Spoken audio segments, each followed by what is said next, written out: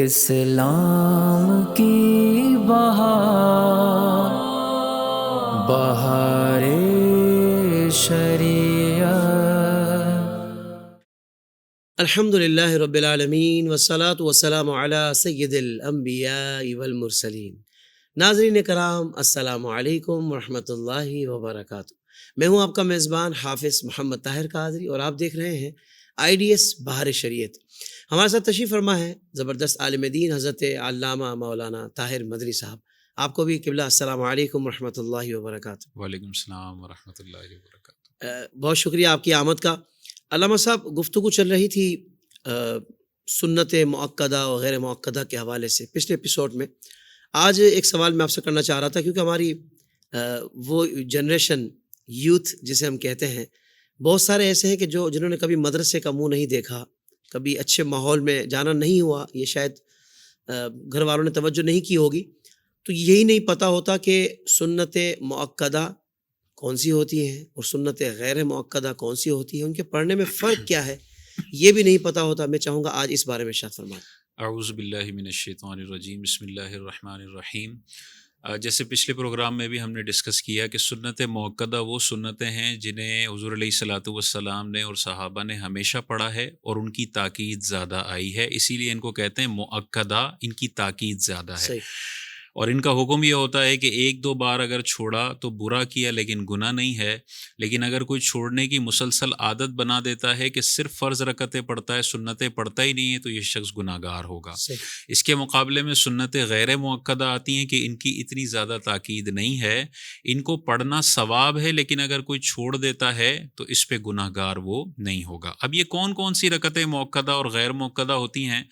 غیر مؤکدہ کو سمجھ لیں گے تو مؤکدہ کو یاد رکھنا بڑا آسان ہے۔ عصر سے پہلے کی جو 4 سنتیں ہیں، عشاء کے پہلے کی جو 4 سنتیں ہیں، جمعے کی جو آخری 2 سنتیں ہیں، یہ غیر مؤکدہ سنتیں ہیں۔ اس کے علاوہ جتنی بھی سنتیں ہیں وہ ساری سنتیں مؤکدہ ہیں۔ صحیح، بڑا آسان کر دیا آپ نے۔ فجر سے پہلے کی 2 سنتیں مؤکدہ، ظہر سے پہلے کی 4 سنتیں اور ظہر کے بعد کی 2 سنتیں مؤکدہ، عصر میں کوئی مؤکدہ نہیں ہے، مغرب میں بعد کی 2 سنتیں مؤکدہ اور عشاء میں بعد والی 2 سنتیں مؤکدہ ہیں۔ سبحان اللہ۔ اور یہ حضور علیہ الصلاۃ والسلام کی بخاری مسلم کی حدیثیں ہیں کہ یہ وہ رکعتیں ہیں سنت مؤکدہ جو حضور علیہ السلام نے ساری زندگی پڑھی ہیں۔ آج لوگوں کو یہ موٹیویٹ کیا جاتا ہے کہ فرض رکعتیں پڑھ لو، باقی تم چھوڑ بھی دو نا تو کوئی مسئلہ نہیں ہے۔ جی۔ حالانکہ یہ وہ رکعتیں ہیں جو حضور علیہ السلام نے ہمیشہ پڑھی ہیں۔ اور فجر کی 2 سنتوں کے بارے میں حضور علیہ السلام نے ارشاد فرمایا کہ فجر کی 2 رکعتیں نہ چھوڑو اگرچہ تمہیں گھوڑے روند ڈالیں۔ اللہ اکبر۔ یعنی حضور کی اتنی زیادہ تاکید ہے اور آج موٹیویٹ کیا جا رہا ہے کہ چھوڑ دو۔ میں نے اپنی آنکھوں سے لوگوں کو دیکھا ہے جو مغرب کی 3 کے بعد ساری زندگی 2 پڑھتے تھے، کچھ لوگوں کے کلپ سننے کے بعد اب 3 سال سے صرف 3 فرض پڑھ رہے ہیں، 2 رکعتیں چھوڑ دی ہیں۔ اللہ کچھ اکبر۔ لوگوں نے عشاء کے وتر چھوڑ دیے، کچھ لوگوں نے فجر کی 2 رکعتیں جن کے بارے میں حضور علیہ السلام نے ارشاد فرمایا کہ دنیا و ما فیہا کے خزانوں سے بہتر ہے فجر کی 2 رکعت سنت ہیں۔ اللہ اکبر۔ تو یہ وہ لوگ غور کریں جو سنتوں سے لوگوں کو بیزار کر رہے ہیں، وہ دین پہنچانا چاہ رہے ہیں لوگوں کے گھروں میں، یا ایسے اوٹ پٹانگ مسئلے بیان کر کے لوگوں کو نمازوں سے دور کر رہے ہیں کہ جو ساری زندگی سنتیں پڑھتا تھا وہ بھی سنت سے معاذ اللہ دور ہو گیا اور صرف فرض پہ اکتفا کر لیا۔ تو یہ سنت موقدہ اور غیر موقدہ کا شرعی مسئلہ ہے۔ اور پڑھنے کے طریقے میں کیا فرق ہے؟ اچھا، سنت موقدہ اور غیر موقدہ کے پڑھنے میں بھی تھوڑا سا فرق ہے۔ سنت غیر موقدہ کو پڑھنے کا طریقہ یہ ہے کہ اس میں پہلی رکعت میں ثنا بھی ہے، تعوذ بھی ہے، تسمیہ بھی ہے، پھر الحمد شریف پڑھیں گے اور سورت ملائیں گے۔ اس کی تیسری رکعت میں بھی ثنا پڑھیں گے، تعوذ پڑھیں گے، تسمیہ پڑھیں گے، الحمد شریف پڑھیں گے اور سورت ملائیں گے۔ اسی طرح سنت غیر موقدہ کی دوسری رکعت میں التحیات کے بعد بھی درود شریف پڑھا جائے گا اور چوتھی رکعت میں بھی درود شریف دعا پڑھ کے پھر سلام پھیرا جائے گا۔ جبکہ سنت مؤکدہ اور باقی فرض رکعتوں کے اندر ثنا پہلی میں پڑھی جائے گی، تیسری میں ثنا نہیں ہے، اور درود شریف چوتھی میں پڑھا جائے گا، دوسری میں صرف التحیات پڑھ کے تیسری کے لیے کھڑا ہو جانا ہے۔ تو یہ بنیادی فرق ہے موقدہ اور غیر موقدہ کے درمیان۔ بہترین، سبحان اللہ۔ اچھا حضرت، یہ مسئلہ بھی آج کلیئر ہو جانا چاہیے، کیونکہ بہت سارے لوگ اس میں بھی کنفیوژن کا شکار رہتے ہیں کہ ثنا کب پڑھیں۔ امام نے قرات شروع کر دی تو اب مقتدی کیسے ثنا پڑھے؟ جہری تلاوت والی نماز کے حساب سے بھی بتا دیجیے، اور جو سری نماز ہے اس کے حوالے سے بتا دیجیے.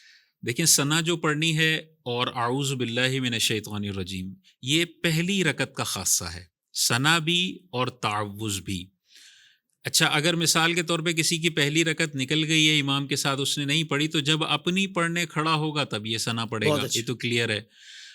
دوسرا مسئلہ یہ ہے کہ امام کے ساتھ اس کو پہلی رکعت مل گئی ہے اور امام نے ابھی قرات شروع نہیں کی تو ظاہر ہے یہ اللہ اکبر بول کے ثنا پڑھے گا لیکن اعوذ باللہ نہیں پڑھے گا، کیونکہ اعوذ باللہ قرات کے لوازمات میں سے ہے اور امام قرات کرے گا تو اعوذ باللہ اس نے پڑھنا ہے.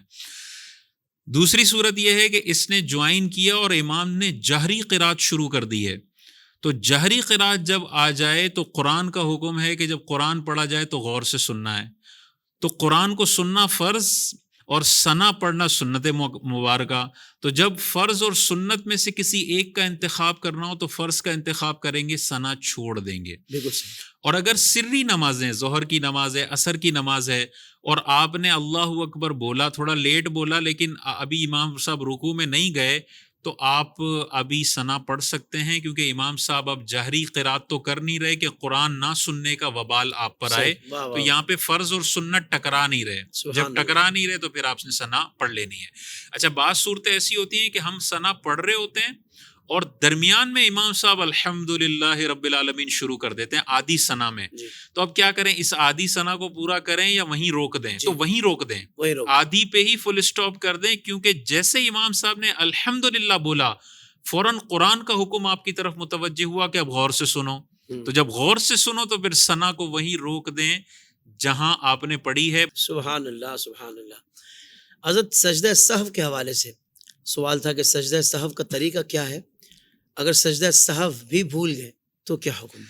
سجدہ سہو نماز کے اندر واجب تب ہوتا ہے جب بندہ نماز کا کوئی واجب بھولے سے چھوڑ دے. صحیح. لہٰذا جان بوجھ کے واجب چھوڑا تو یہ نماز واجب الاعادہ ہوگی، سجدہ سہو سے اس کا نقصان پورا نہیں ہوگا. فرض چھوٹ گیا تو نماز ہی ختم ہو گئی، اس کو وقت میں دوبارہ پڑھنا ہے، وقت کے بعد یہ قضا ہو گئی، اس کو قضا ادا کرنا ہے. تو لہٰذا بھولے سے کوئی نماز کا واجب چھوٹے گا تو آخر میں سجدہ سہو کرنا ہے. اب اس کا طریقہ کیا ہے سجدہ سہو کا؟ سجدہ سہو کا طریقہ علماء کرام نے یہ ارشاد فرمایا کہ جب آخری تشہد قاعدہ آخرہ میں آپ بیٹھیں گے تو التحیات پڑھنے کے بعد، اور علماء فرماتے ہیں کہ افضل یہ ہے کہ التحیات پلس درود شریف پڑھنے کے بعد ایک طرف سلام پھیریں، اس کے بعد 2 سجدے کریں، اس کے بعد دوبارہ التحیات پڑھیں، درود شریف پڑھیں، دعا پڑھیں اور سلام پھیر دیں. یہ آپ کا سجدہ سہو ہو گیا. اچھا اگر سجدہ سہو کرنا بھی بھول گئے تو اس میں 2 صورتیں ہیں. آپ نے التحیات پڑھی، درود شریف پڑھا، دعا پڑھی اور آپ نے دونوں سلام پھیر لیے، لیکن ابھی آپ نے نماز کے منافی کوئی عمل نہیں کیا، آپ وہیں بیٹھے ہوئے ہیں، ذکر الہی کر رہے ہیں، 15 منٹ ذکر الہی کرتے رہے اور اچانک یاد آیا کہ سجدہ سہو تو کیا نہیں، تو 15 منٹ بعد بھی آپ فوراً سجدہ سہو کر سکتے ہیں، کیونکہ ابھی تک آپ نے نماز کے منافی کچھ بھی نہیں کیا. بہت اچھا. آپ چل کے کہیں نہیں گئے، آپ نے کسی سے بات چیت نہیں کی، آپ نے کسی کے سلام کا جواب نہیں دیا، تو ایسا ہی ہے کہ آپ نماز میں بیٹھے ہوئے ہیں، صحیح. ذکر الہی کر رہے ہیں یا خاموش ہیں تو آپ نماز میں ہی ہیں. اسی وقت سلام تو آپ نے پھیر لیا ہے نا، فوراً آپ 2 سجدے کر لیں، اس کے بعد التحیات پڑھ لیں، درود شریف پڑھ لیں اور دعا پڑھ لیں. مثال کے طور پہ سجدہ سہو بھی بھول گئے اور دونوں سلام پھیر کے نماز کے منافی عمل کوئی کر لیا، اب یاد آیا کہ سجدہ سہو بھول گئے تھے، تو اب اس نماز کو زندگی میں جب موقع ملے اس کو ریپیٹ کرنا پھر واجب ہو جاتا ہے. واجب ہو جاتا ہے. جی. تو یہ مختلف صورتیں ہیں، جو جس سیٹنگ میں جس صورت میں سیٹنگ بیٹھتی ہے اس حساب سے پھر وہ سجدہ سہو کرے گا. اور اگر نماز میں ایک سے زیادہ واجب آپ کے ادا ہونا رہ گئے تو اس صورت میں کتنے سجدہ سہو ہوں گے یا ایک ہی ہوگا؟ اچھا سجدہ سہو کرنے سے پہلے اگر آپ کے 100 واجبات بھی بھولے سے چھوٹ جائیں نا تو سب کے لیے ایک ہی سجدہ سہو کافی ہے. اچھا. لیکن سجدہ سہو کرنے کے بعد والے واجبات میں اگر کوئی بھول ہو گئی تو پھر سجدہ سہو لازم ہو جائے گا. صحیح. مثال کے طور پہ سجدہ سہو کر لیا، اب بیٹھ کے التحیات بھول گئے، تو اب التحیات بھولیں تو اب آپ نے سجدہ سہو کرنا ہے، کیونکہ پچھلا والا تو تھا وہ پچھلی غلطیوں کے تھا، یہ تازی غلطی ہے، تو اب دوبارہ سجدہ سہو واجب ہو جائے. ٹھیک ہو گیا. علامہ صاحب اس کی بھی کچھ ڈیٹیل ہو جائے کہ سجدہ سہو کس کس غلطی یا بھول پر لازم ہو جاتا ہے؟ سجدہ سہو جیسے پچھلے سوال میں ذکر ہوا، واجب اگر بھولے سے چھوٹ جائے تو سجدہ سہو لازم ہوتا ہے. اب نماز کے واجبات کثیر ہیں، میں یہاں پر جلدی سے 10 غلطیاں بتا دیتا ہوں جن کے بعد اکثر عوام پر سجدہ سہو لازم ہو رہا ہوتا ہے، تاکہ بڑی آسانی سے لوگ فیصلہ کر لیں مجھ پر سجدہ سہو لازم ہے یا نہیں ہے۔ الحمد شریف فرض کی 2 رکعتوں میں اور باقی نمازوں کی ہر رکعت میں واجب ہے۔ یہ الحمد شریف بھول گئے سجدہ سہو لازم ہو جائے گا۔ فرض کی 2 رکعتوں میں سورت ملانا واجب ہے، باقی نمازوں میں 4 رکعتوں میں سورت ملانا واجب ہے۔ سورت ملانا بھول گئے سجدہ سہو لازم ہو جائے گا۔ اسی طرح دونوں سجدے ایک ساتھ کرنا واجب ہے، ہیں دونوں سجدے فرض لیکن ایک ساتھ کرنا واجب ہے۔ ایک سجدہ کیا پہلی رکعت میں، تیسری رکعت میں یاد آیا کہ پہلی کا ایک سجدہ رہ گیا تھا، اب کر رہے ہیں تو نماز ہو جائے گی، لیکن چونکہ سجدے میں دیری ہو گئی تو آخر میں سجدہ سہو صحیح۔ کرنا پڑے گا۔ قاعدہ اولیٰ میں بیٹھنا واجب ہوتا ہے، قاعدہ اولیٰ میں بیٹھنا بھول گئے کوئی مسئلہ نہیں، تیسری کے لیے کھڑے ہو گئے آپ آخر میں سجدہ سہو کر لیں۔ قاعدہ اولیٰ میں بیٹھ گئے لیکن تشہد بھول گئے تو تشہد کا ایک ایک لفظ، التحیات کا ایک ایک لفظ واجب ہے۔ صحیح۔ آدھی التحیات بھی بھول گئے، ایک جملہ بھی بھول گئے، تب بھی آخر میں سجدہ سہو لازم ہو جائے گا۔ اسی طرح التحیات کی جگہ اکثر لوگ یہ غلطی کرتے ہیں، الحمد شریف شروع کر دیتے ہیں کیونکہ ان کی قرات کی عادت ہوتی ہے، تو قاعدہ اولیٰ میں التحیات کے بجائے الحمد پڑھتے ہیں۔ الحمد جب کمپلیٹ ہونے لگتی ہے تو یاد آتا ہے کہ یہ تو اشہد ان لا الہ الا اللہ تو آیا ہی نہیں، تو پھر التحیات پڑھتے ہیں۔ تو اگر الحمد شریف پڑھ لی اور پھر التحیات پڑھی تو التحیات اپنے وقت سے ڈیلے ہو گئی، یہ بھی ترک واجب ہے، اس پہ بھی سجدہ صحیح۔ سہو کرنا پڑے گا۔ اسی طرح قاعدہ اولیٰ میں التحیات کے بعد سنت غیر موقدہ اور نفل نمازوں کے علاوہ فرض نمازیں، سنت موقدہ نمازیں، واجب نمازوں میں قاعدہ اولیٰ میں التحیات کے بعد فوراً کھڑا ہونا واجب ہے۔ صحیح۔ اگر کسی نے درود شریف شروع کر دیا اور اللہم صلی علی محمد تک پڑھ لیا تو سجدہ سہو لازم ہو جائے گا۔ اگر درود شریف نہیں پڑھا لیکن وہ انتظار میں بیٹھا رہا کہ 3 سبحان اللہ کا وقفہ ہو گیا تو اب بھی قاعدہ اولیٰ میں کھڑے ہونے کی دیری کی وجہ سے ان پر سجدہ سہو لازم ہو جائے گا۔ دعائے قنوت اگر کوئی بھول گیا اور رکوع میں چلا گیا سجدہ سہو واجب ہو جائے گا۔ دعائے قنوت تو پڑھ لی لیکن اس کی تکبیر بھول گیا، تکبیر قنوت بھی واجبات نماز میں سے ایک واجب ہے۔ اللہ اکبر کم از کم اتنی آواز سے بولنا کہ اپنے کان سن لیں۔ تکبیر قنوت بھول گیا تب بھی اس پہ سجدہ سہو واجب ہو جائے گا۔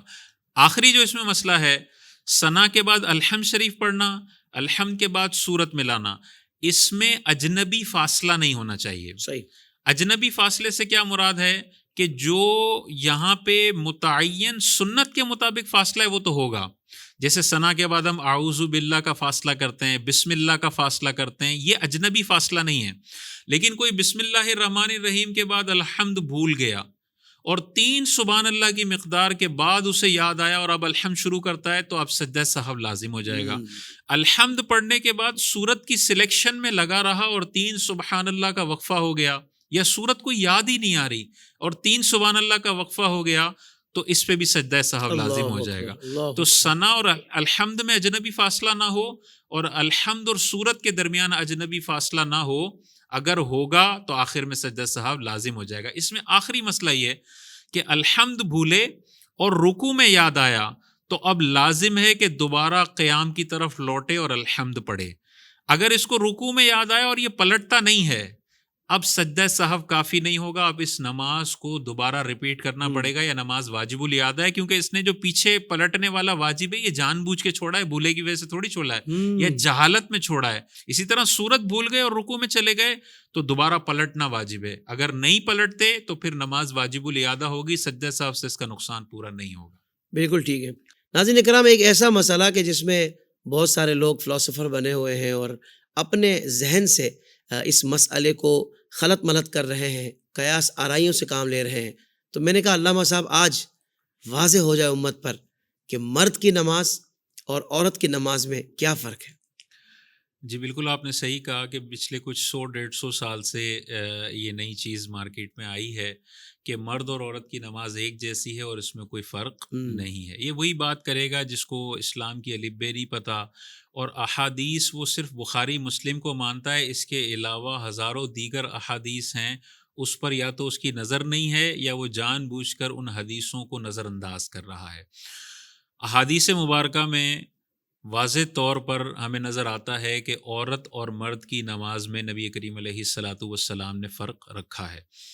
عورت کے لیے سب سے پہلا بنیادی اصول یہ ہے کہ نماز اس طریقے سے پڑھے گی جس میں اس کے ستر کی سب سے زیادہ حفاظت ہو، اور یہ واضح طور پر صحیح حدیث ہے، بخاری مسلم کی حدیث ہے، حضور علیہ الصلوۃ والسلام نے ارشاد فرمایا عورت کے لیے کمرے میں نماز پڑھنا صحن میں نماز پڑھنے سے بہتر ہے، اور صحیح، کمرے کے اندر بھی اگر کوئی چھوٹی جگہ ہے تو کمرے سے بہتر ہے کہ اس چھوٹی جگہ میں نماز اللہ پڑھے۔ اکبر، اندازہ کریں گھر میں تو سارے محارم ہیں، لیکن اس کے باوجود بھی کہا جا رہا ہے کہ بالکل جہاں کسی کی نظر نہ پڑے نا وہاں عورت سبحان نماز اللہ، پڑھے۔ اچھا، مرد اور عورت کی نماز میں علماء کرام نے جو ترتیب دی ہیں وہ واضح طور پر 5 فرق ہیں جو عورت اور مرد کی نماز میں ہیں۔ پہلا فرق تکبیر تحریمہ میں ہے، ہم کانوں تک ہاتھ اٹھاتے ہیں اور عورتوں نے کندھوں تک ہاتھ اٹھانے ہیں۔ دوسرا فرق ہے کہ ہاتھ انہوں نے باندھنے کہاں ہیں، مرد ناف کے نیچے ہاتھ باندھتا ہے، عورتوں نے سینے پر ہاتھ باندھنا ہے، اور یہی ان کے ستر سے سب سے زیادہ قریب ہے۔ تیسرا جو فرق ہمیں نظر آتا ہے وہ رکوع کے طریقہ کار میں نظر آتا ہے۔ مرد جو رکوع کرتا ہے بالکل کچھ انگلیوں کو تھوڑا سا کھول کر مضبوطی سے گھٹنوں کو پکڑ کر، ہاتھوں کو بالکل کھول کر اور کمر کو بالکل سیدھا کر کے وہ رکوع کرتا ہے، جبکہ عورت کے لیے ہے کہ سمٹ کے جتنا ہو سکے اس نے رکوع کرنا ہے، انگلیاں بالکل ملا کر رکھنی ہے، ہاتھوں کو پیٹ سے قریب کرنا ہے، اور تھوڑا ہی جھکنا ہے، بہت زیادہ جھکنا نہیں ہے۔ عورت سمٹ کر رکوع کرے یعنی اپنے ہاتھوں کو اپنے پیٹ کی طرف ملائے گی، اور جتنا سمٹ کر ہو سکے وہ رکوع کرے گی۔ تو یہ آپ کا ہو گیا تیسرا فرق۔ چوتھا فرق جو علماء کرام نے ارشاد فرمایا وہ سجدے کا فرق ہے۔ مرد کے لیے افضل اور اولیٰ یہ ہے کہ بالکل پھیل کر سجدہ کرے گا، یہ چیز اس سے جدا ہوگی، یہ چیز زمین سے جدا ہوگی، پیٹ اس کی رانوں سے جدا ہوگا، رانے اس کی پنڈلیوں سے جدا ہوں گی، اور پنڈلیاں زمین سے جدا ہوگی۔ پھیل کر سجدہ کرے گا، چھوٹا بکری کا بچہ بھی اس کے نیچے سے جانا چاہے تو بآسانی چلا جائے، اتنا پھیل کے مرد کا سجدہ ہونا چاہیے۔ عورت کے بارے میں حضور علیہ الصلوۃ والسلام کی احادیث پاک ہیں کہ عورت زمین سے جتنا قریب ہو کر سجدہ کر سکتی ہے وہ اس کے لیے سب سے زیادہ بہتر ہے۔ واہ واہ، تو عورت کے لیے علماء کرام نے ارشاد فرمایا کہ اپنی کلائیوں کو بھی زمین سے بچھا دے، اپنی پنڈلی کو زمین سے ملا دے، اپنی پنڈلی اور رانوں کو ملا دے، رانوں کو پیٹ کے ساتھ ملا دے، اور بازوؤں کو یہ پہلوؤں کے ساتھ ملا کے جتنا سمٹ کر اور دونوں پیر ایک طرف سیدھی طرف نکال کر یہ سجدہ کرے گی۔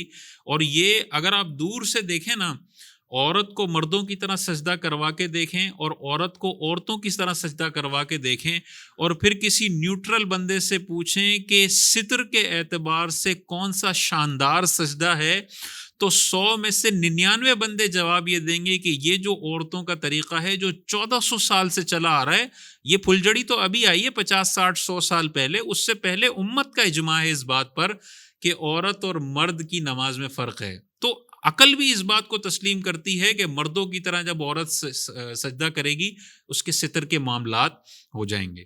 تو یہ چوتھا فرق ہے۔ اور پانچواں فرق تشہد میں بیٹھنے کا ہے۔ ہم ایک پیر کو بچھاتے ہیں، دوسرے پیر کو کھڑا کرتے ہیں اور پیر پر بیٹھتے ہیں۔ عورت کے لیے حضور علیہ السلام نے ارشاد فرمایا کہ ایک ران کو دوسری ران سے ملا دے، یعنی دونوں پیر سائیڈ میں نکال لے سیدھی طرف اور اپنی سرین پر بیٹھے اور دونوں رانوں کو ملا دے۔ یہ عورت کے لیے ستر کے اعتبار سے سب سے زیادہ شاندار اور مزاج شریعت کے مطابق سب سے بہترین نماز ہے۔ واہ واہ واہ، سبحان اللہ سبحان اللہ۔ علامہ صاحب بہت شکریہ، آپ نے وقت عطا فرمایا اور بڑے ہی خوبصورت سوالات کے آپ نے جوابات ارشاد فرمائے۔ ناظرین کرام، IDS بہار شریعت آپ کا اپنا پروگرام ہے، کوئی مسئلہ آپ جاننا چاہتے ہیں تو اسکرین پر نمبرز بھی آ رہے ہیں، ای میل ایڈریس بھی آ رہا ہے، ٹائپ کیجیے اور ہمیں بھیج دیجیے۔ ہم پوری کوشش کریں گے کہ علامہ صاحب سے آپ کے مسئلے کے بارے میں بھی سوال کیا جائے اور ان سے شرعی رہنمائی لی جائے۔ انشاءاللہ اگلے ایپیسوڈ میں دیگر سوالات کے ساتھ ہم پروگرام کریں گے۔ تب تک کے لیے اجازت، السلام علیکم ورحمۃ اللہ وبرکاتہ۔